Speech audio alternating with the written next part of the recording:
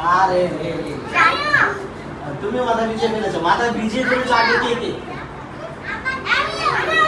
তাহলে এখন আমরা মাথা আর ভিজাবো না, মাথা শুধু ছুঁয়ে দিব, ঠিক আছে? মাথা কি আর ভিজাবো?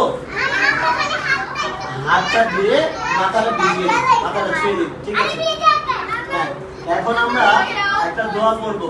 আমরা ওযু করার আগে একটা দোয়া পড়ি, সেই দোয়াটা আমরা সবাই একসাথে পড়ি। বিসমিল্লাহির রহমানির রহিম। এই তোমরা বলো তো, ওযুর আগে এই দোয়াটা সহজ না কঠিন? সবাই এবার একসাথে 3 2 1 বিসমিল্লাহির রহমানির রহিম।